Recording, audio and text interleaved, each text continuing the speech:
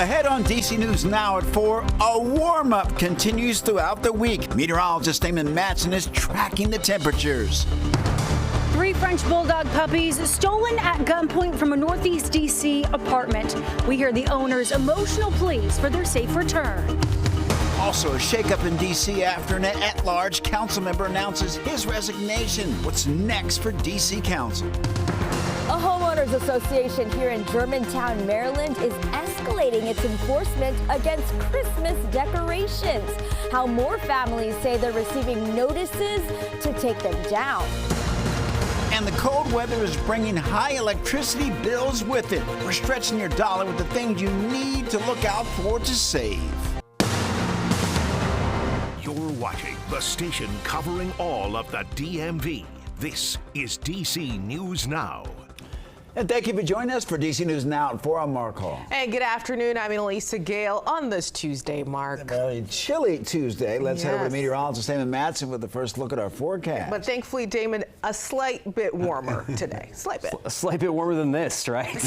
We still had a taste of that Arctic blast early this morning as, some of that very cold air lingered around into the early morning hours today. But that was the last of it. We finally have made some improvements. And my goodness, I mean, we felt the last of that Arctic air this morning. Yes, D.C. was one of the few spots that managed to stay in the 20s. Still cold nonetheless, but as you look off toward Martinsburg, Cumberland, and locations north and west of the city, well, it barely stayed above the single digits, and it didn't even do that in Martinsburg and Cumberland with a low this morning of 9 degrees. But look at this big time improvement. We've made it back above freezing. Not only that, we've made it back to the 40-degree mark here in D.C. across most of Virginia, and even over toward Waldorf, it has hit the 40-degree mark. So I know it's still kind of chilly out there, but it feels so much better as compared to what we dealt with these last couple of days. Now, as we head into the night tonight, clear skies are going to be the norm. Winds will stay rather calm like they have all day, and that is going to allow us to fall back down into the 20s, but nowhere close to those same low values, those low numbers we dealt with early this morning. So we're even seeing improvements during the overnight hours with this warm up. Now, as we head into Wednesday and Thursday, just how much warmer are we expecting things to get? We'll have a full look at your forecast coming up here in just a bit. All right, Damon, thank you. Developing now, the National Transportation Safety Board says it will open an investigation into Monday's deadly crash in Alexandria, Virginia. The crash involved a taxi, a minivan, and a Metro bus on Richmond Highway. Fairfax County Police told us that they believe speed is a factor. The cab driver died. 3 others were injured. Police not releasing the name until family members have been notified. All right, well, turning now to a story you'll see only here on DC News Now. 3 French bulldog puppies stolen at gunpoint during an armed burglary in Northeast Washington. It happened Sunday along Benning Road. Police are now searching for 3 alleged burglars. The dog's owner speaking exclusively to DC News Now today, pleading for their return. Yeah, DC News Now's Randy Bass joining us live just steps away from where this all happened Sunday. Randy, what new details are you learning right now? Yes, the dog's owner very shaken up, describing this scene as something out of a movie, saying 3 masked gunmen knocked on her door and then charged into her apartment, snatching her dogs and taking off.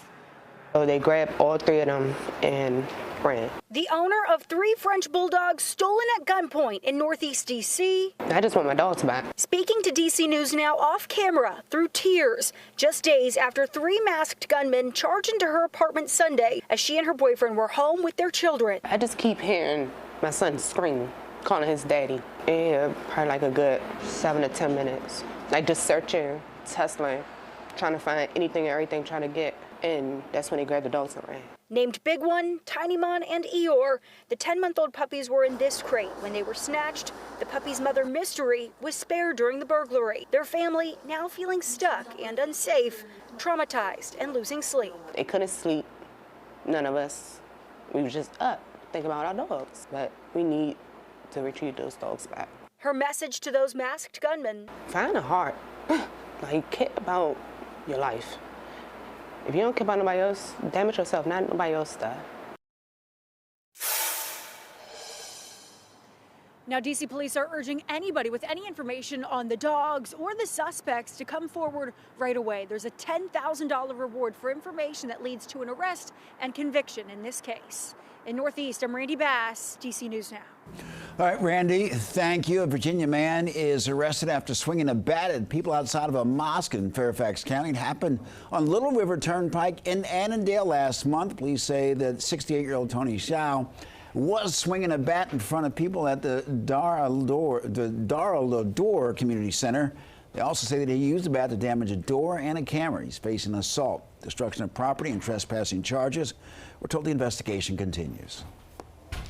And back in D.C., 3 teens were arrested for an assault and attempted robbery. Police say it happened on Q Street near Audi Field back in October.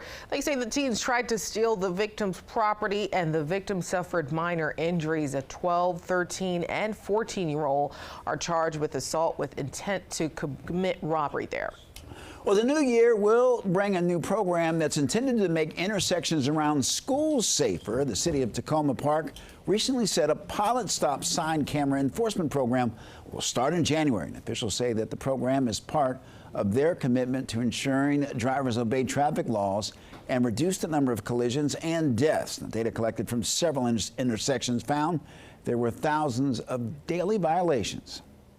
I think the effort to make pedestrians more safe is somewhat commendable. I think it's somewhat futile. I suspect it may be a way to make money for the city once they start issuing tickets. Now, 10 stop sign cameras have already been installed at various intersections, and 8 more are expected to go up this week. Citations will start being issued January 8th.